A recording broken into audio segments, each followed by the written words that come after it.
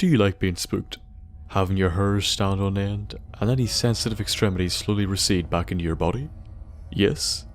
Then today you'll be right at home, here at the Grandchester Mystery Mansion, a funhouse / tour location in the new Nuka World DLC. Now there's more to this house than meets the eye, and the child you could barely see giving us the stink eye from the top floor as we walk up this driveway is an indication of that. The stalls we see along the side here are also an indication that people were here when the war began. We can find someone's remains right here, and it seems they died while they were working. We can get in either by tricking the protector on or using the various convenient tickets here. But first, let's get some background info. What is this place? Welcome to the Grandchester Mystery Mansion.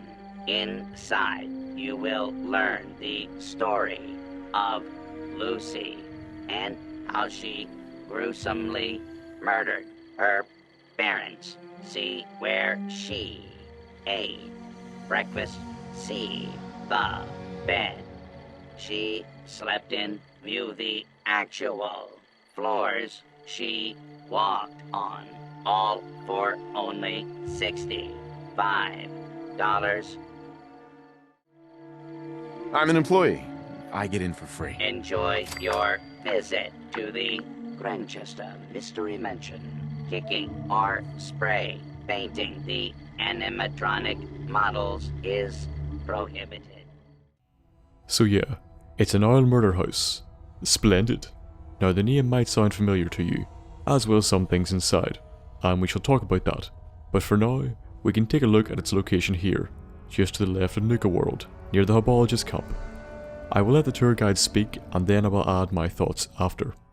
The story of the Grandchester Mystery Mansion begins with Morticia and Hannibal Grandchester.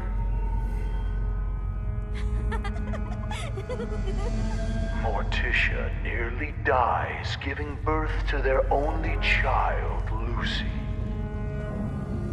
Hannibal never wanted a child and resents the young girl for the near death of his wife. Please proceed to the next room. No shoving or pushing. Disruptive behavior will result in being removed from the Grandchester Mystery Mansion. Okay, so first off, lad's got a fine voice on him. Fine voice. Second, Morticia and Hannibal? Fuck, no wonder their daughter was evil. Third, Lucy, the girl who murdered her parents, was an unwanted child. Now, the resentment stemmed from the almost death of the wife, though she seems to still love the child. I would say that the neglect was probably a determining factor. The plaques we see actually give the first indication that spiritual shenanigans were afoot here, in the form of a stairway to confuse ghosts, because they definitely use staircases. Also present is a door that goes nowhere. This is all probably reminding you of the Winchester Mystery House, and obviously that parallel is intentional, but I will discuss it at the end.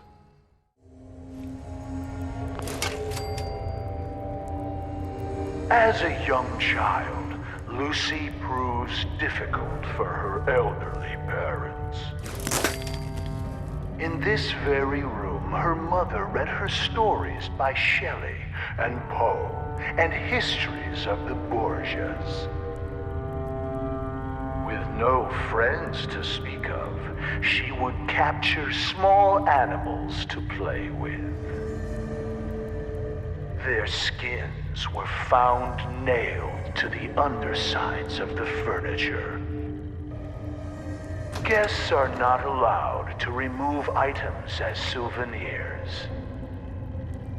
Please proceed to the next room. So we now know that her parents were elderly, quite old, probably 50 plus. This could explain why her mother almost died, as the risks of childbirth increase with age to a certain degree. Another sign of their age is Poe. Now, if that is Edgar Allan Poe, okay, fair enough. His work is good, but fuck's sake, you don't read that to a friendless child. The plaque by the painting gives us more evidence of her mother's age, as it directly states that she was painted to look younger, and the woman in this painting looks to be in her mid-30s. Now, Lucy tortured small animals, which seems to be unusually common with only children of rich families. and this is the first indication we have that mental illness may have played a part. You know, besides her killing her parents. There are no small animal skins under the furniture, unfortunately. I checked. Morticia was soon convinced her daughter was possessed. Hannibal was certain he could wring evil out of her. Morticia could every morning of ghostly chills afflicted her in this very hall. Taking the advice of her psychic, she persuaded her to build fireplaces to drive the spirits from it. We are not responsible for injuries of any guests attempting to crawl into the fireplaces. Please proceed to the next room.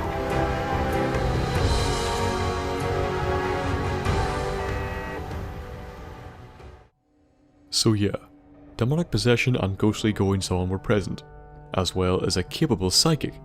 Now a few things here.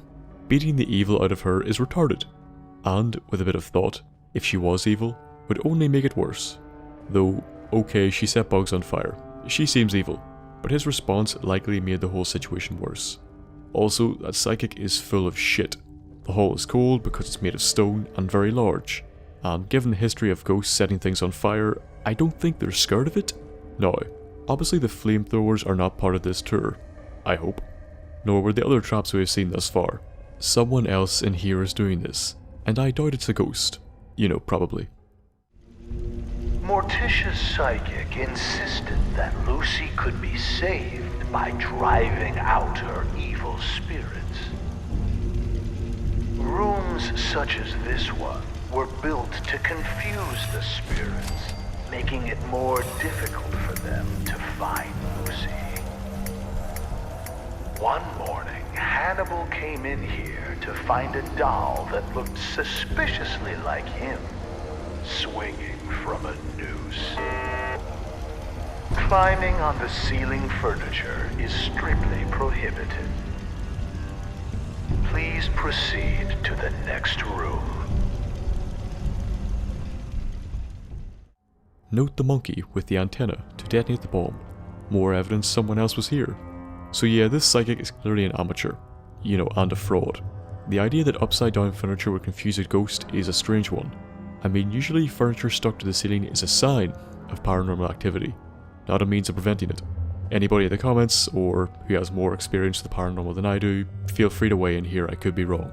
Now the doll hanging from the ceiling clearly indicates that the father was a target, either from Lucy or the supposed spirits that still occupy the house. The plaque says their friends left once the furniture went up. If one of my friends called me, said, "Hey, we nailed all the furniture to the roof. Wanna see who can drink the most soup with the least third-degree burns?" I would make sure I spent more time with that person. So clearly they had shit friends, and/or they were very boring. Hannibal's favorite cook quit when Lucy put mice in the stew.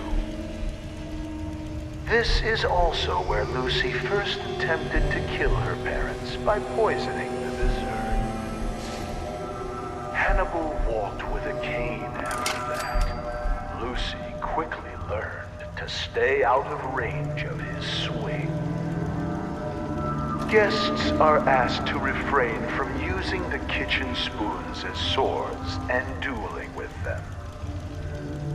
Please proceed to the next room. Excuse me, I shall engage in a chivalrous duel with a spoon if I wish. Fucking judgmental tour guide. The cook was also a lightweight. If all it takes to make you quit as a mouse in your soup, you'd never last a day in McDonald's. Now it says she first attempted to kill them. This means there must have been more than a few such attempts, and fair play that they managed to survive them. Though, then again, he beat his daughter, so he probably deserved it. The most hardened of the cooks called her a spawn of Satan, which seems a bit harsh. I mean, it's only a wee bit of demonic possession, not too much. Now, we should be going into the basement, which is not part of the tour. Down the bottom, we find blood. This is not that strange, as it is a murder house, remember. but there's also a lot of gear down here that doesn't belong. Not to mention this was a tour house as well. It was cleaned up a long time ago. The blood we find is still quite wet, fresh even, and disregarding supernatural explanations, it must be more recent. If we go into this room, killing the cheeky rad roach we find, we come across a massive pile of bodies. Clearly fresh bodies, or fresh enough anyway. A mixture of settlers and traders, possibly seeking shelter or fortune in this house. But was it the ghost that got them, or the other individuals still here? Heading back up the stairs from the kitchen, we come to a short corridor, patrolled by a turret, and from there we emerge back into the parlour for another part of the tour. As we pass back through the parlor, notice the stairway going nowhere. This was yet another attempt by Morticia to confuse the evil spirits possessing her daughter. It is not permitted to dangle small children over the railing as you proceed to the next room. So he talks again about the staircase we seen earlier, and I really don't understand how it would have confused anyone, let alone a ghost. Also, the break in the railings makes me wonder if someone did dangle a child over them, and did that child die? Madame Scarlata conducted seances in this room for Morticia in an attempt to drive the evil spirits from her daughter. Got it. Lucy would sit in the room above this one and knock on the ceiling during seances. Madame Scarlata once accused the little girl of trying to push her down the stairs. There is no need to be scared. Modern science has proven that ghosts are not real and seances are fake. When the Grandchester Mystery Mansion was sold at auction, several trick candles were found here. Please proceed to the next room. So the gas trap is clearly far too sophisticated to be a ghost, though it is very creative. Also, it's weird that in a haunted house the tour guide admits it's all shite. I do think the psychic was full of complete shit, however. Now, I know what you're thinking. Is that a child running unsupervised? No, but in all seriousness, that is the ghost, or at least the model of it. It's a known bug, and I wasn't going to show it, but what the fuck. You can follow her to the room with the furniture, where she just stops. Maybe the furniture really does confuse ghosts? Also, note the rope tied around her waist. It's relevant later. She also sets off that Tesla trap, which is pretty strange, right? In this room, you will see the collected artifacts from Lucy Grandchester's short time on this earth. Replicas of these items may be purchased in the souvenir shop. What child would not want to play with a toy boning knife like the one Lucy used to skin small animals? For adults, functional replicas are available. When you are done browsing, please proceed to the next room. Can we all agree that they had their demographic nailed here? Functional Bowie knife based off of child killers? Yes please. Also, you may have noticed she appeared again, and it only came up as girl. Do not worry. I saw it too. Unfortunately, most of the artifacts here are just crap, nothing of interest. We do find the remains, or the partial ones anyway, of a skeleton. So either a worker, or perhaps it was busy when the bombs hit, and this was someone actually on the tour. After impaling his foot with a rusty spike that was mysteriously driven into his shoe, Hannibal came to Lucy's room to punish her for the prank. We'll never know for sure how it happened, but he was found with a pair of scissors driven through his eye and into his brain. Lucy claimed she was holding them in self-defense as he tried to beat her with his cane. She said he tripped and fell onto the scissors. When asked why his fingers had all been cut off, she replied that it was so he couldn't hold the cane again. Lucy's mother was found dead in the master bedroom with a cloth doll stuffed in her mouth. Her wrists had rope burns, but no ropes were ever found. Lucy insisted that the doll was solely responsible because Morticia wouldn't give her a kiss goodnight. Lucy was committed to an asylum. On her 18th birthday, she escaped.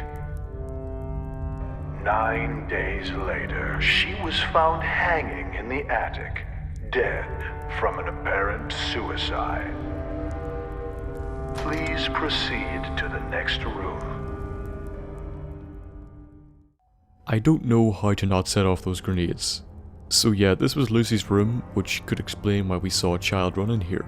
Now, she killed both of her parents, one in supposed self-defense, the other for less solid reasons. Now, it's said the spike was mysteriously driven into his shoe, so not sure why she was accused. I have no doubt that either she took him by surprise or supernatural things occurred, which allowed her to kill him. As for her mother, it sounds like she was tortured before she died, the cloth doll likely the same one she refused to kiss goodnight. Now, the bit about the asylum is interesting. I can't help but wonder if it was Parsons she was admitted to. Either way, she got out, and hung herself in the attic. Remember the ropes tied around the girl's waist? Perhaps the rope she used to hang herself. Now, the cunt in the other room is a gunner, and if you hadn't guessed from the robots, he was the one setting the traps up. Dumb shit started throwing grenades, so the room is wrecked. But as we can see, it's clear he was set up here pretty well. His name was Atharia, and he seems to be a gunner or ex-gunner, and he gives us the key we can use to get out the back door. Now, to take a look at his terminal. The first entry is in the tour guide, and it's offline now, which is why I played through here again. It kinda makes me wonder, was it always offline and it only came online when we entered the house? Did the ghost want us to know about all this? His first entry is on his freedom. He is all alone, but he is free, presumably from the gunners. Also, how he talks about the terminal acting strange, possibly because of the nature of the house. Entry 2 is on how he got away from the gunners. The two gunners, Winlock and Barnes, are the ones we find harassing McCready, so he clearly didn't have a good relationship with them either. He is set up here with the robots he brought with him. He talks about the tickets in entry 3. They were all lying there as part of a trap, and we fell for it. It seems many other people have as well, which means the bodies in the basement are from the other people who have been fortunate enough to wander in here. Entry 4 says he's running low on food, and was almost killed by a group he tried to trap. He also seems to have set up a deal with the raiders at Nuka World, but whether that's one of the gangs or Coulter, I'm not sure. The last entry is creepy. He keeps hearing a child's laughter, and thinks it's one of the assault drones. This means he too experienced some paranormal behaviour, and the laughter we heard at the start of the tour probably wasn't part of it. Now we go through a master locked door, and up into the attic, where she hung herself supposedly. As you can see, we can see her here as well, and it's creepy. Screw her fucking laughter. It also appears that Zachariah is set up here as well.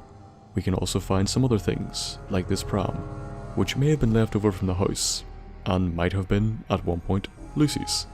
The assault drone we find in this table is likely the one Zachariah thought was making the laughter, though of course it wasn't the one doing it. There is nothing behind the door over here. I checked. And yes, those mannequins did scare the shit out of me. So all in all, Zachariah had a pretty sweet setup, and if we hadn't killed him, he may have kept going. Now, let's see where this little girl ran off to.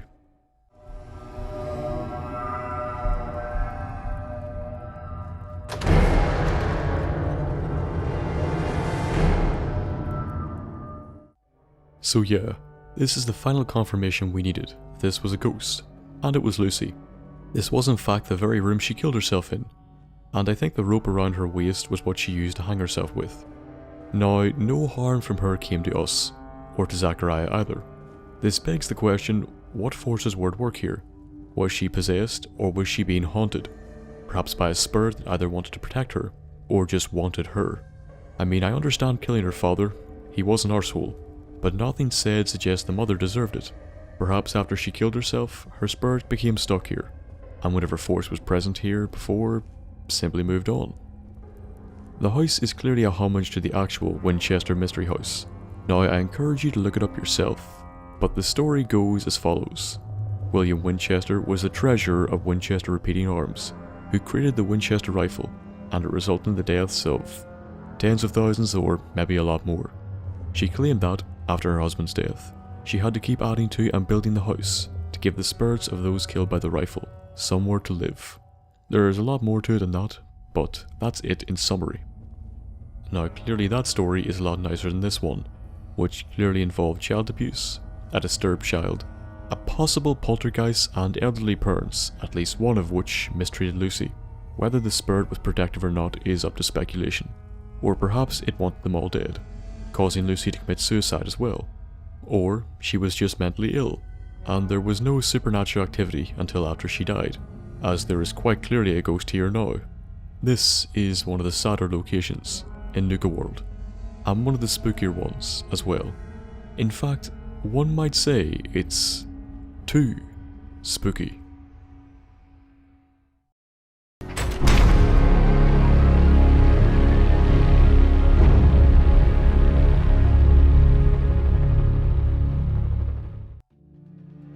A mystery house attraction now haunted by the ghost of a girl with a tragic past. I hope you liked the look at all of it. If you did like it, give the video a like, and if you want regular updates, subscribe. Any suggestions for lore or future videos should be left in the comments below. Better yet, go on to my subreddit so we can discuss them in more detail. It's linked in the description. If you wish to, you can support me on Patreon, £1 or $1, I ask for no more. Any rewards you would like to see that I don't have, message me, and I will take a look. Follow me on Twitter or Facebook to get regular updates or have a wee chat. Any business you wish to discuss, email me at thenthapple.business@gmail.com, and I will get back to you as soon as possible. I hope you enjoyed the episode, and I hope to see you in the next one. And until then, goodbye.